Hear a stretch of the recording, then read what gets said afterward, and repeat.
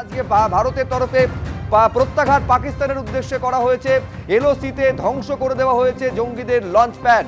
সন্ত্রাসে মদত দেওয়া নিরীহ ভারতীয়দের উপর হামলা চালানো পাকিস্তানকে যোগ্য জবাব ভারত দিয়েছে। ভারতের স্ট্রাইকে গুঁড়িয়ে গেছে পাকিস্তানের পরপর 7টি এয়ারবেস।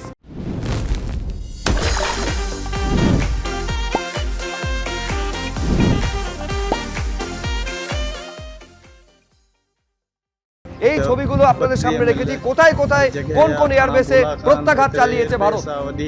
वो जिंजी कैंप आए तेरे ड्रोन गिरे हुआ है बुलारी एयरबेस के पास है ये टेक हुआ है।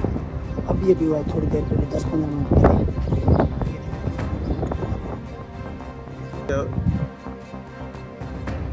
মোট 7টি এয়ারবেসে প্রত্যাঘাত চালিয়েছে ভারত। তার মধ্যে শাহবাজ, সুক্কুর, সারগোধা, নূর খান, ভোলারি। 5টা ছবি আপনাদের সামনে আমরা রেখেছি। একেবারে স্পষ্ট যে এই তথ্য যে 6টি এয়ারবেসে যে প্রত্যাঘাত চালানো হয়েছে, এইটা একেবারে যে সাংবাদিক বৈঠক করা হয়েছিল সেখানেই তালিকা দেওয়া হয়েছিল। পরে জানা যায় আরও একটি এয়ারবেস পাকিস্তানের ভোলারি, সেটাকে গুঁড়িয়ে দিয়েছে ভারত।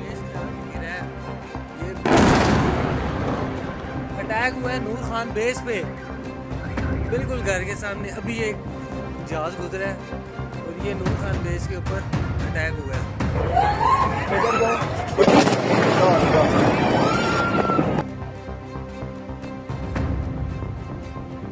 এই মুহূর্তে যেটা জানা যাচ্ছে, জম্মুতে পাকিস্তানের ড্রোন নিষ্ক্রিয় করে দিয়েছে, ড্রোন হামলার চেষ্টা নিষ্ক্রিয় করে দিয়েছে ভারত, ব্যর্থ করে দিয়েছে ভারত।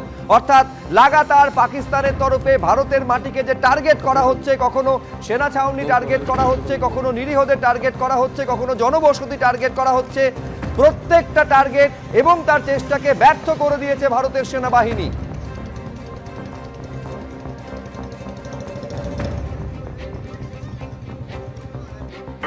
भाईजान नूर खान बेस में आके गिरा है। ये अटैक हुआ है नूर खान बेस पे, बिल्कुल घर के सामने। अभी एक जहाज गुजरा है और ये नूर खान बेस के ऊपर अटैक हुआ है।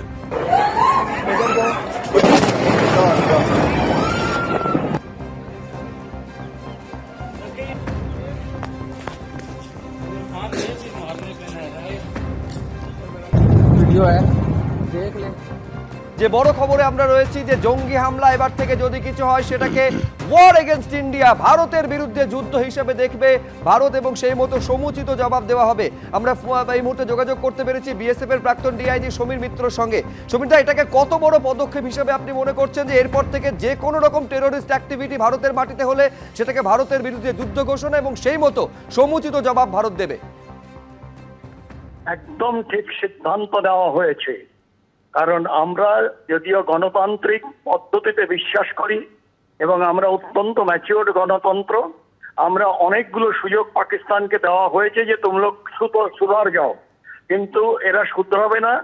তার অর্থ এই নয় যে আমরা হাত জোর করে দাঁড়িয়ে থাকবো। It is I think the befitting the act যেটাকে বলা হয়েছে। এবং এতে যারা ফরওয়ার্ড এরিয়াতে যারা ওখানে কাজ করছে তারাও অনেকটা হাতটা চওড়া করে প্রসারিত করতে পারবে। যে বাধাগুলো মাথায় আসে সবসময় যে যদি কিছু হয়ে যায় তারপরে দেখা গেল যে কোর্ট মার্শাল হবে কিনা, এইসব এখন ওদিকের কোনো চিন্তা নেই। তাগড়ে রহো। আর যারা এই ধরনের কাজ করছে তাদের মানে নির্মূল করো। তোমার এই পৃথিবীতে তাদের জায়গা নেই। সেই সব জায়গায় আমার মনে হয় যে অনেক কিছু এর থেকে আমরা সুবিধা পাবো। কারণ একটু শিথিল হয়েছে দেশের রক্ষার জন্য, এটা অত্যন্ত আনন্দের খবর। এবং আমি এই জন্য যারা এটা করেছেন সেই সব আমাদের যে নেতারা রয়েছেন পার্লামেন্টে যারা আছেন তাদের আমি কমপ্লিমেন্ট জানাই যে আমরা আমাদের কাজের সুবিধার জন্য আমরা কোনো অন্যায়ভাবে কাজ করি না। আমরা যারা অনাথা, যারা অন্য কাজ করে না, আমরা কিন্তু হয়তো মারি না, আমরা ট্রিগার হ্যাপি নই। But in case somebody tries to force on us, then we are ready to give a very befitting reply and they will never forget it. একেবারে অনেক ধন্যবাদ সমীরদা আমাদের সঙ্গে কথা বলার জন্য।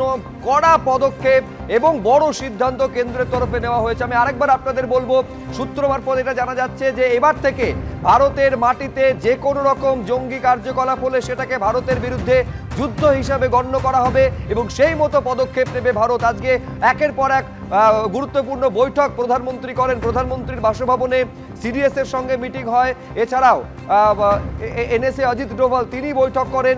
এই বৈঠকে তিন বাহিনীর প্রধান, প্রতিরক্ষা মন্ত্রী তারা উপস্থিত ছিলেন। ফলে পরপর যখন এই বৈঠক প্রধানমন্ত্রী করছেন তখনই একটা জল্পনা তৈরি হয়েছিল, তাহলে বড় কোনো সিদ্ধান্তের পথে কি হাঁটতে চলেছে ভারত, আর বড় কোনো পদক্ষেপের দিকে কি ভারত এগোতে চলেছে। এইবার জানা যাচ্ছে যে এবার থেকে ভারতের মাটিতে যে কোনো রকম জঙ্গি কার্যকলাপকে যুদ্ধ হিসেবে গণ্য করবে ভারত, ওয়ার এগেনস্ট ইন্ডিয়া বলে ধরা হবে, সেই মতো জবাব দেবে ভারত।